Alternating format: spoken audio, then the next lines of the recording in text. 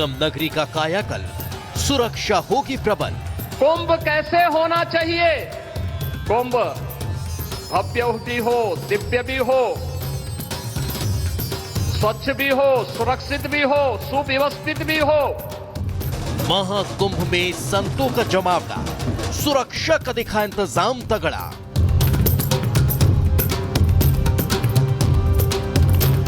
संगम पर होगा सनातनियों का पहरा, 7 लेयर में होगा सुरक्षा घेरा।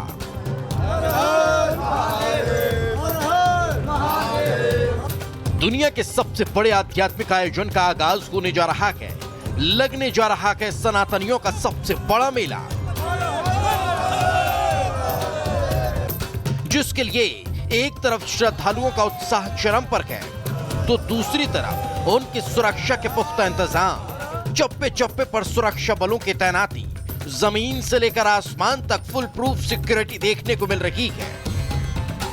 जमीन से लेकर आसमान तक महाकुंभ में सुरक्षा ऐसी रहने वाली है कि परिंदा भी पर ना मार पाए, जिसकी वानगी शनिवार को भी देखने को मिली। जब 2 ड्रोन मेला क्षेत्र में फराटा मारते हुए नजर आ रहे थे, तो शक्तिशाली एंट्री ड्रोन के जरिए उन ड्रोन को डीएक्टिवेट किया गया और मेला अधिकारी की तरफ से साफ तौर पर यह कहा गया है कि बिना परमिशन के मेला क्षेत्र में कोई भी ड्रोन नहीं उड़ा पाएगा। महाकुंभ की सुरक्षा ऐसी कि परिंदा भी पर न मार सके।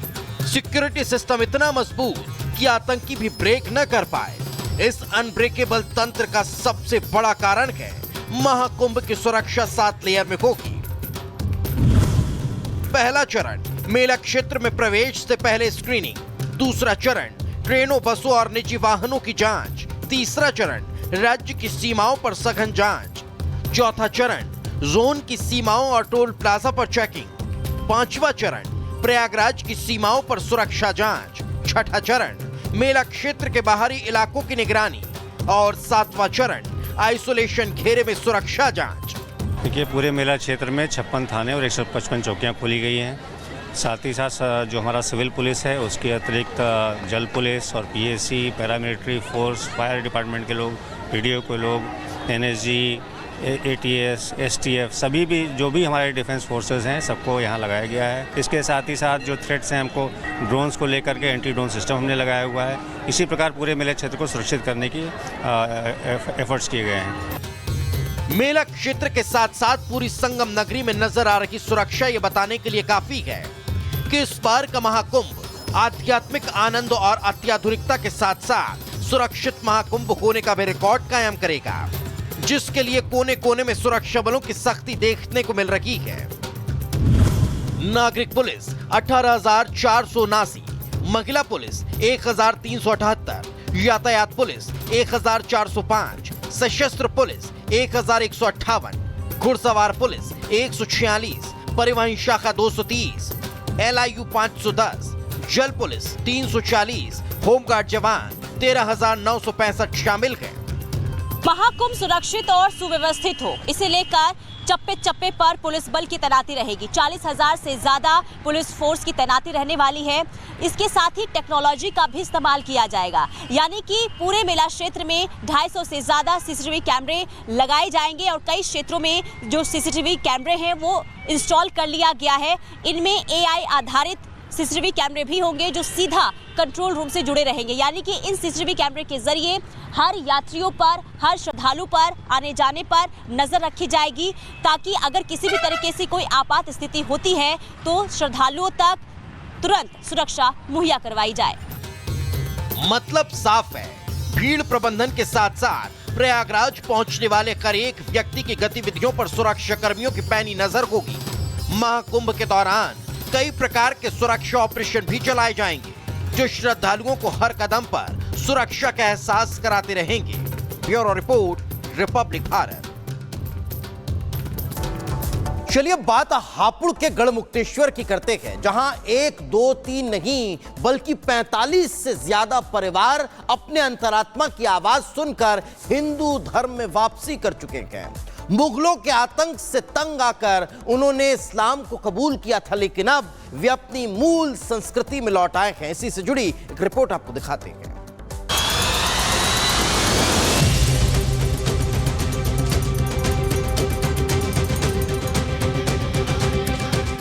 मुगलों के अत्याचारों के चलते जो सनातन से दूर हुए थे वो मुसलमान भी अब अपनी जड़ों की ओर लौट रहे हैं। इसीलिए तो हापुड़ में 4 सालों की कोशिश के बाद सलमान खान और उनके परिवार ने आखिरकार इस्लाम से सनातन में घर वापसी की हिम्मत दिखाई। एक लंबी जद्दोजहद के बाद करीब 45 परिवारों के 150 लोगों ने घर वापसी की। करीब 45 ऐसा परिवार है जिसमें अगर हम सदस्यों की बात करें तो 150 सदस्य है जो कि सनातन धर्म को लेकर के जो है उन्होंने वापसी की है। अगर इनके घर की बात करें जो सलमान अब संसार सिंह बन गए हैं, वो उनकी बात करें तो उनके करीब 6 भाई थे जो यहाँ पे पहुँचे थे और उन्होंने सर्वसम्मति से जो है यहाँ पे अब सनातन धर्म में वापसी कर ली है। मुस्लिम परिवार ने हापुड़ के गढ़ मुक्तेश्वर ब्रजघाट में घर वापसी की। सलमान खान संसार सिंह बन गए। दादा का नाम श्यामलाल सिंह रखा। दादा की अस्थियों को ब्रजघाट में विसर्जित किया। वंशावली में अपने परिवार का नाम दर्ज कराया और माता पार्वती के नाम पर गौरीशंकर गोत्र अपनाया। ये परिवार पिछले कई सालों से मन में सनातन प्रेम लिए घर वापसी की आस लगाए बैठा था। गंगा घाट पर स्नान कर अब खुद को पवित्र किया। वो यहाँ पर अस्थि विसर्जन करने के बाद में अपना नाम वंशावली दर्ज कराने के लिए अंकुर शर्मा की दुकान पर गए, जहाँ उन्होंने अपनी वंशावली दर्ज कराई और अपने फ़ोन नंबर भी उसमें दर्ज कराकर अपना लिखाकर वापस चले गए। इन परिवारों को मुगलों के अत्याचारों से इस्लाम कबूल करना पड़ा था। 1947 से पहले पाकिस्तान के इस्लामाबाद के मूल निवासी थे। बंटवारे के दौरान परिवार भारत आकर बस गया और अब हिंदू धर्म अपना लिया। रिपब्लिक से घर वापसी कराने वाले पुजारी ने बातचीत की। बताया परिवार मजबूरन इस्लाम धर्म के रीति रिवाजों से जकड़ा हुआ था क्योंकि मन में तो सनातन बसा हुआ था। पहले थे इस्लाम धर्म अपना लिया था बंटवारे के टाइम पे, तो अब जो है उन्होंने सनातन धर्म में अपनी वापसी करी है और यहाँ के एक पुरोहित जी से अपने पूजा पाठ करा के उन्होंने सनातन धर्म अपनाया। और फिर उन्होंने धोबी समाज से अपने कन्वर्ट हुए थे, तो उन्होंने मेरे पास पोथी पत्थर में अपने पूर्वजों के नाम लिखाए थे। कई सालों से घर वापसी का सपना देख रहे परिवार ने अपने दादा की आखिरी इच्छा पूरी की। सनातन में वापसी की हिम्मत न जुटा पाने वाले परिवार को अब देश में हिंदुओं के हित सुरक्षित हैं, ये देखकर हिम्मत मिली और घर वापसी में सफलता भी। देश में ऐसे न जाने कितने सलमान हैं जिनके रोम रोम में सनातन का वास है। Bureau report, Republic Bharat. तो चलिए दर्शकों, अब आगे बढ़ेंगे और बात मौलाना मुफ्ती खालिद की करेंगे। दरअसल झांसी में एनआईए और एटीएस की टीम मौलाना मुफ्ती खालिद को गिरफ्तार करने पहुंची थी, लेकिन उनके समर्थकों ने न सिर्फ मौलाना मुफ्ती खालिद को गिरफ्त से छुड़ाया बल्कि पुलिस की टीम पर, एनआईए की टीम पर जबरदस्त हमला कर दिया। पूरी खबर क्या है विस्तार से आपको बताते हैं।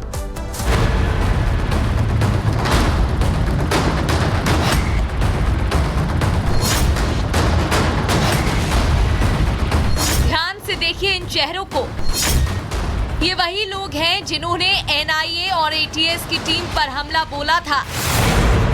अब इनकी हेकड़ी निकल गई है। गिरफ्त में आते ही चेहरा उतर गया है।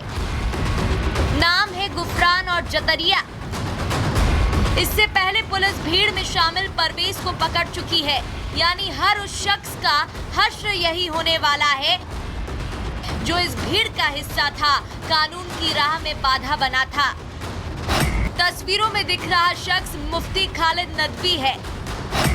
14 दिसंबर को एनआईए की टीम मुफ्ती से विदेशी फंडिंग मामले में पूछताछ करने पहुंची थी। इस दौरान टीम ने करीब 8 घंटे तक उससे पूछताछ की थी। वहीं जब जांच एजेंसियां मौलाना को लेकर घर के बाहर निकली तो समुदाय विशेष के लोगों की उग्र भीड़ ने उन्हें चारों ओर से घेर लिया था। इतना ही नहीं, मौलाना के समर्थक टीम से मुफ्ती को ले जाने की वजह पूछने लगे, जिस पर टीम ने कहा कि वो मुफ्ती को पूछताछ के लिए थाना ले जा रही है। बस फिर क्या था, लोगों की भीड़ बेकाबू हो गई और पुलिस पर ही हमला करने लगी। कोतवाली में एनआईए और एटीएस की संयुक्त टीम के द्वारा पूछताछ के दौरान भीड़ के द्वारा जो एनआईए और एटीएस की टीम थी उसका विरोध किया गया था। इसके संबंध में थाना कोतवाली पर 11 नामजद और 100 लोगों के अज्ञात लोगों के विरुद्ध एफआईआर पंजीकृत किया गया था। इसमें एक आरोपी जो नामजद था पूर्व में ही गिरफ्तार कर जेल भेजा जा चुका है।